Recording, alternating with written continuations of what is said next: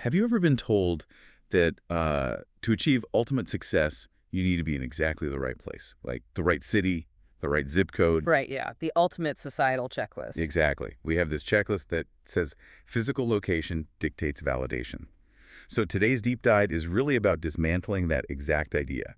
We are looking at the reflective poetry of Bhagat Kabeer Ji from Rag Dhanasri. Specifically, page 692. Yep. Page 692. And our mission today is to explore his, honestly, pretty radical rejection of geographic gateways to success.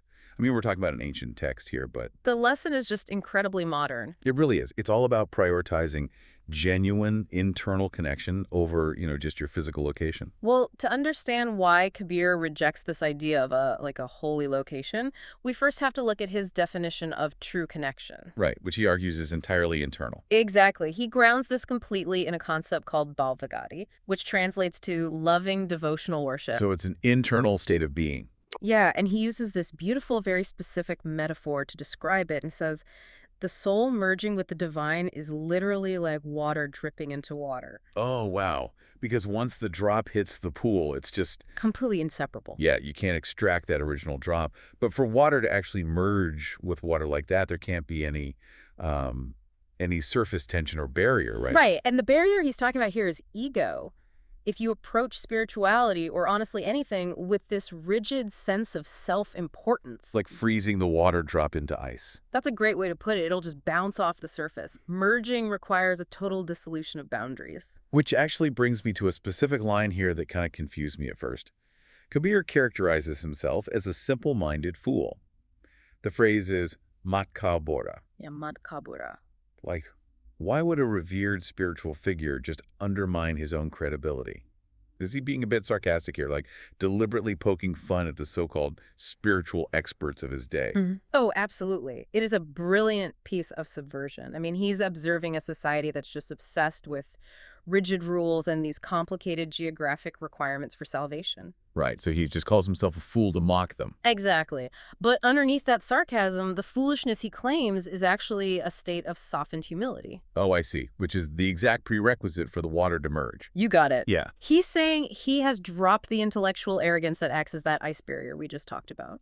So if the ego is completely dissolved, like water into water, then where your physical body is located shouldn't matter at all. And that exact realization puts him on a direct collision course with the biggest religious dogma of his time. Because society back then had created this massive geographic loophole. Right. Massive. It was widely believed that simply dying in the revered holy city of Benares, which is also known as Kashi, just automatically granted you spiritual liberation. No questions asked. And on the flip side, you have Maghar, which the text sets up as this ultimate contrast, like a barren, undesirable wasteland. Yeah. Dying in Maghar was considered a complete spiritual disaster. The belief was so entrenched that moving to Benares to die actually became an industry. Wow. That is wild. It is. And Kabir attacks this directly. He points out a glaring logical flaw. He says, if simply dying in a specific city guarantees liberation, then what is the point of devotion? Right. What obligation do you even have to the divine? Exactly. It's like claiming you earned your university degree purely because you physically stood in the graduation hall. That's a perfect analogy. You're completely ignoring the years of actual late-night studying you did. Yeah. The location gets all the credit for the internal work. Right. And if standing in the right zip code gets you the degree, the studying is rendered meaningless. Kabir's ultimate point is that if the divine is in your heart, there is zero difference between Kashi and Maghar. The barren wasteland is just as holy as the sacred city. Precisely. The external geography is entirely irrelevant if your internal state isn't right. You know, it makes you think. We all have our modern versions of Benares, don't we? Oh, definitely. Like prestigious titles, corner offices, or specific physical spaces we think will just finally validate us. But this text reminds us that spiritual and personal success depends solely on what you carry inside. Not where you stand. Right.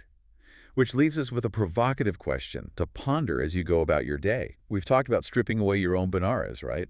The external validations and the impressive titles. The things we hide behind. Exactly. Yeah.